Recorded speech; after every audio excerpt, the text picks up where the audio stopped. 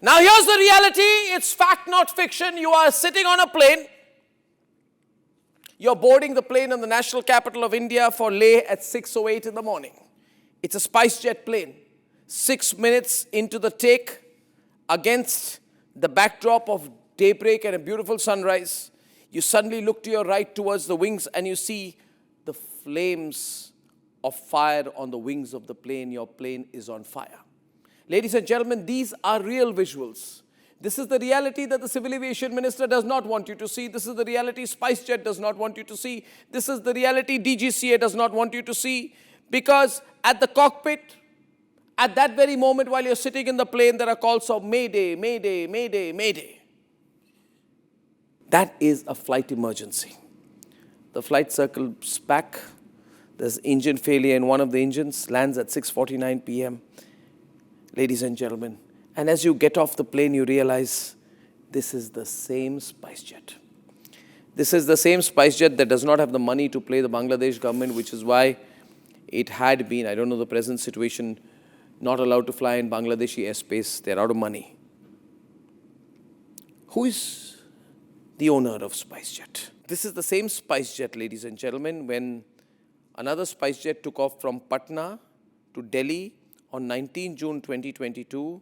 It caught fire soon after taking off from the airport. Flames were seen on the left wing of the aircraft. 2 blades were bent. So you should see the visuals then and now, ladies and gentlemen. Then and now. Look at that and now. Ladies and gentlemen, a SpiceJet plane catches fire in mid-air in December. Ladies and gentlemen, I think this is 19 June 2022 and then now. And you are flying at your peril in this country. The government couldn't care less. SpiceJet is a near bankrupt airline. There is a nice duopoly going on between Air India and Indigo. The politicians fly chartered planes anyway. But I want to remind them, 2nd July 2022, another SpiceJet plane forced to make an emergency landing in Delhi after the crew noticed smoke in the cabin at an altitude exceeding 5,000 feet. Same SpiceJet. But I don't think the Civil Aviation Minister is angry with SpiceJet. It is part of the problem. The Civil Aviation Minister will be angry with Republic, not with SpiceJet, not with Indigo, not with Air India. The Civil Aviation Minister, busy talking to the French about what planes they will be buying, is doing bigger stuff. He doesn't care about airlines in this country. On 12th September 2025, another SpiceJet SG 2906 Gujarat to Ahmedabad makes an emergency landing without landing gear. Without landing gear, look at its tires, they fall off. But the Civil Aviation Minister and the government won't be angry with SpiceJet. They will be angry with Republic, you see. A SpiceJet plane, 11 September 2025, Delhi to Kathmandu. Passengers are stranded inside without any air conditioning. They were told it's a technical fault. This is the reality of Indian aviation. But we have to discuss big things, you see. Why should big politicians talk about small things? Small things, ladies and gentlemen. Talking about what are small things for politicians. 1,193 kilometers from Delhi in Jharkhand, there is a family which in desperation has to get into an air ambulance. There is a man, I think in his 60s, who is very unwell, and he has to take an air ambulance. So the family takes an 8 lakh rupee loan. 8 lakh rupee loan to get the gentleman into the plane. This is the last visual of the gentleman getting into the plane. And then the chartered plane falls, it crashes. The man has no chance to get to a hospital and 7 people die. And I want to tell the Civil Aviation Ministry, wake up for God's sake. Someone wake up the Civil Aviation Minister, the non-existent Civil Aviation Minister of India, busy in Davos, blah, blah, blah.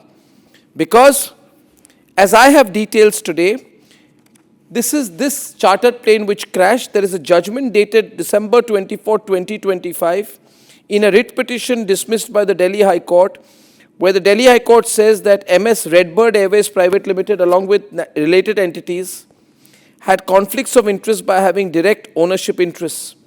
Ladies and gentlemen, in short, the court had said had flagged off fraudulent practices of this particular airline, which chartered plane crashed in Jharkhand yesterday. They were found to have not adhered to regulatory protocol, flouted tender norms, and the company's founder was linked to regulators and officials. And there were all kinds of allegations, including those of bribery, wrong use of the tender process, and there were very serious allegations. I want to know, and the nation wants to know from the Civil Aviation Minister and the central government, how did such an airline run a chartered service in our country? But of course, these are small things for the big Civil Aviation Minister. He's a big man. He's Naidu's representative.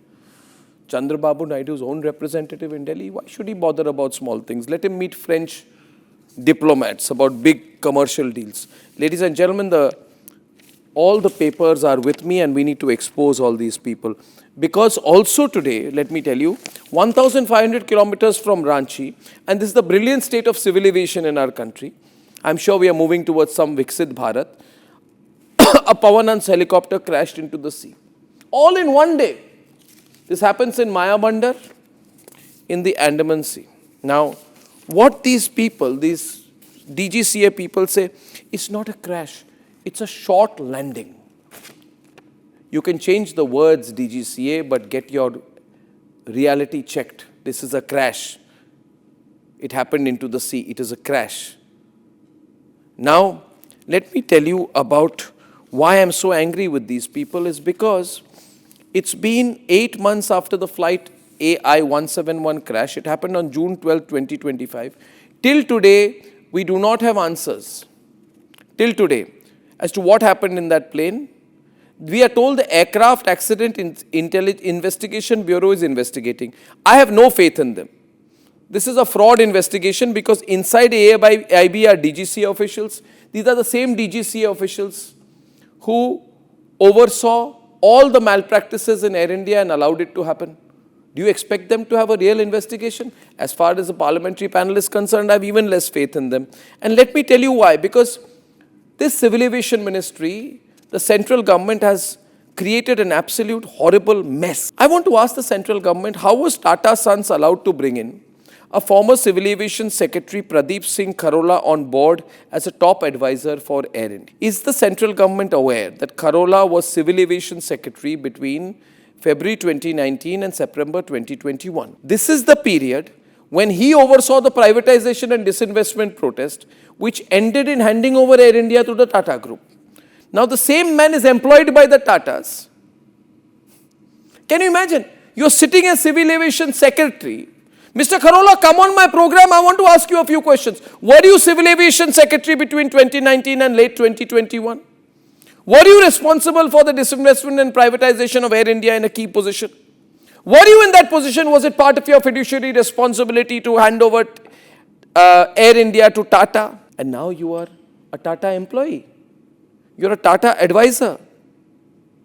Within 4 years of handing over Air India to the Tatas, you take employment.